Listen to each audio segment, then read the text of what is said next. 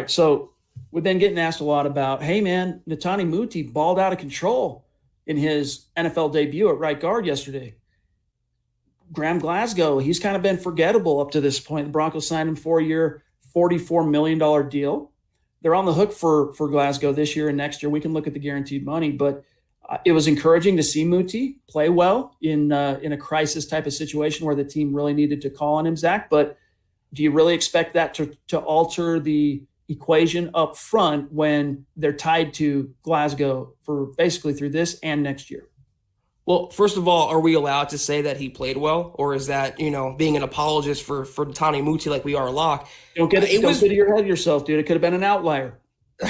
Yeah, let's see him do it next week, see if he's consistent. I was very encouraged, and I think he is the future at right guard. But like I mentioned yesterday, the way that Glasgow's contract is structured, the Broncos are stuck with him next season, and I think he was always viewed as a multi-year contributor or starter for Denver. But this season, man, I want to call it a wash, and I want to call it a lemon, Chad, because he wasn't even that good when he was on the field. And Muti came in, and he was stoning bodies at the line of scrimmage. They were moving people back and run blocking. I thought for his first big NFL game action, I thought he was very, very encouraging. This was always the rap on him. He was a good player when he was healthy. The problem is he wasn't healthy very often. So here's hoping he can stay off the trainer's table.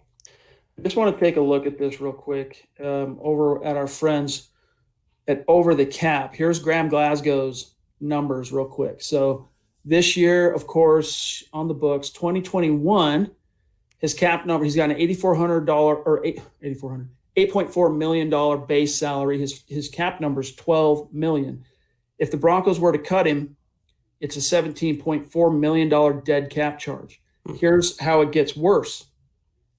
2022, it's a little less painful, but if they were to move on from Glasgow, Zach, it's $6 million in dead money in 2022 and $3 million in dead money in 2023 because of the signing bonus he garnered, which was, I'll tell you, let me see here. Glasgow signed a 4-year contract worth $44 million. $26 million is guaranteed. So that's why you've got the dead money if you move on beyond 2021. Isn't the savings though for 2022? Isn't it like they save more than they lose in dead money? Isn't it like $2 million difference? Let's take a quick look.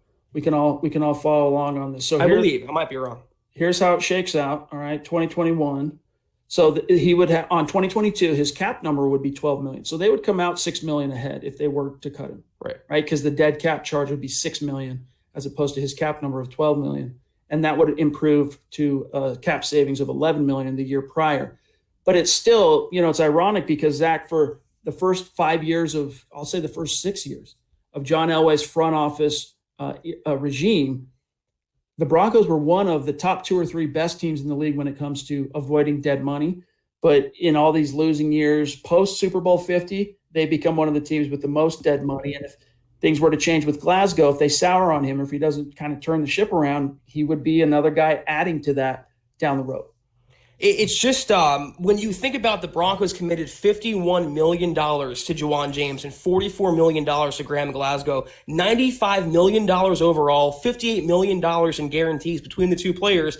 They've combined to play 13 games out of a possible 29 now. So it's that right side of the offensive line for Denver next year with James and Glasgow. They are locked into those spots, starting spots, because of their salary alone. But that's the only reason, is they've drafted, the Broncos have drafted well on the left side, and they've kind of ignored the right side with some of the recent moves in the draft. I hope that Glasgow can pick it up, but he's looking like a Juwan James to me, Chad. He's not even available. When he is, he's not that impressive.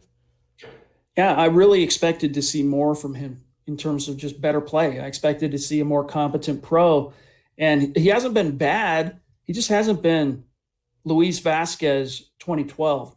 Given a big contract, a lucrative free agent deal, goes on to produce an all-pro year in year one, justifying that contract. And then even 2013, he started getting banged up in those ensuing years a little bit, did Luis Vasquez. But 2015, man, him and Evan Mathis is that guard tandem. He played a little right tackle in between. He was just a lunch pail, whatever they needed guy, and the Broncos more than got their money's worth out of Luis Vasquez. They're not getting that up to this point with Glasgow, but there's time to turn the ship around. Now, John, you had that question. I didn't see who it was from about, couldn't he play other positions? Yeah, you could move Glasgow to center. You could put him at center, but then you're giving up on a highly drafted Lloyd Cushenberry, who has finally started to show some signs of progress. I don't love that idea. I don't either. And then you open up a hole at right guard. Okay, you put Muti in there, but what if he gets injured? Then you're right back into square one. The Broncos signed him to be a right guard. That's why they drafted a pure center in Cushenberry. So it's either he succeeds next year at right guard or he's shown the door in 2022. The takeaway here is the Broncos are stuck with Glasgow, just like Juwan James.